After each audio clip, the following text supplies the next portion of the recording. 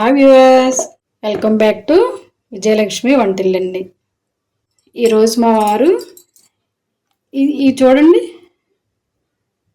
ఈ చేపలు మీ ఏరియాలో ఏమంటారో కామెంట్లో చెప్పండి. మా ఏరియాలో అయితే గుల్లిమిందలు అంటారు.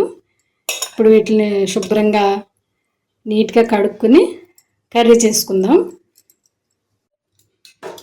చూడండి, ఇలా కలుపుకున్నాం కదా, ఇది ఒక 10 నిమిషాలు అలాగా ఉంటే కారం ఉప్పు అవన్నీ ఇట్లకి పడుతుంది. ఈలోపు ఉల్లిపాయలు పచ్చిమిరపకాయలు క్లీన్ చేసుకుని కట్ చేసుకుందాం. కళాయి వేడైంది కదా, ఆయిల్ పోసుకుందాం. ఆయిల్ కాగింది కదా, చిన్న స్పూన్ మెంతులు వేసుకోవాలి. జస్ట్ చిన్న స్పూన్.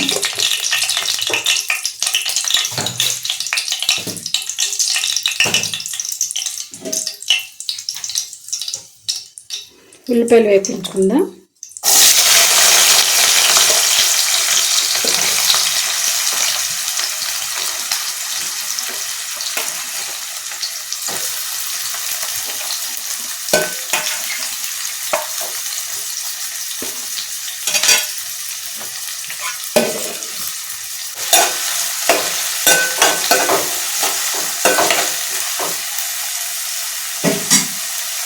ఇలా వేగినాయి కదా, ఇప్పుడు టమాటాలు వేసుకోవాలి.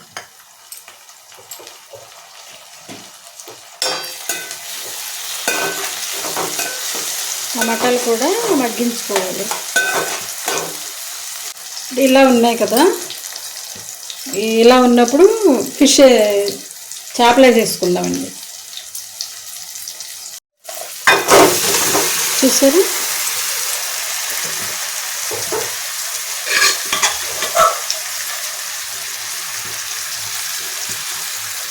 ఇలా వేసేసుకుని 2 నిమిషాలు మూత పెట్టుకోవాలి. ఇప్పుడు మూత తెచ్చొద్దాం. చూడండి చూడండి అలాగా. ఇప్పుడు పులుపు పోసుకుందాం. ఒక 2 నిమ్మకాయల సైజ్ అంత పులుపు అండి.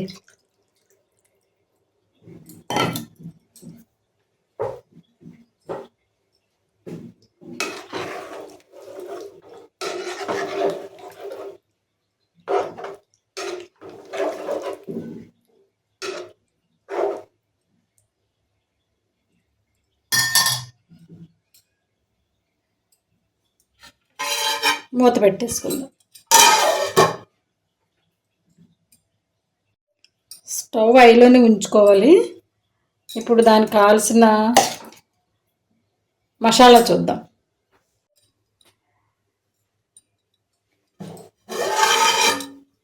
పైన పచ్చిమిరపకాయలు వేసుకోవాలండి. ఉల్లిపాయల్లో వేగి పచ్చిమిరపకాయలకి ఇలాగ కూరలో పైన వేసుకున్న పచ్చిమిరపకాయలకి తేడా ఉంటుంది. చూద్దామండి. ఇప్పుడు ఇలా అయింది కదా, ఇప్పుడు దీనికి కొద్ది మసాలా జోడిందాం. దానికి కావాల్సిన చూడండి, ధనియాలు 2 స్పూన్లు, వెల్లుల్లి 6-7. ఇప్పుడు ఈ 2 కలిపి మిక్సీ పట్టుకుందాం. మూత తీసి వేసుకుందాం. చూడండి,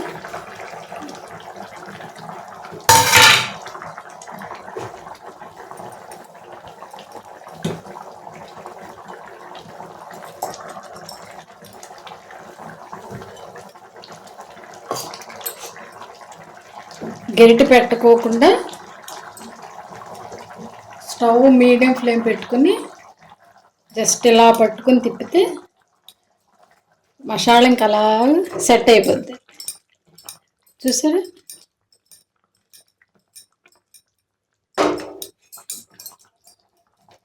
ఇప్పుడు కొత్తిమీర వేసుకోవాలి.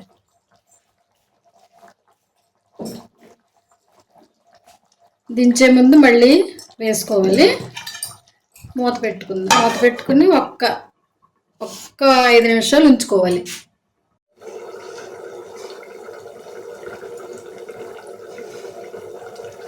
ఫిష్ కర్రీ ఎలా ఉందో మూతేసి చూద్దాం.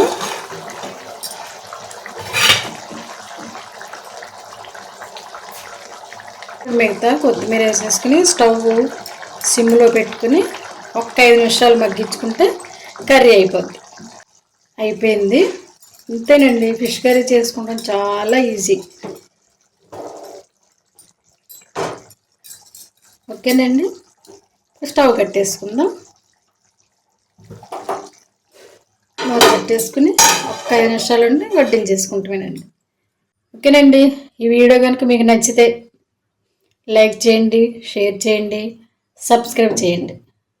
ఓకేనండి, thank you for watching. Bye.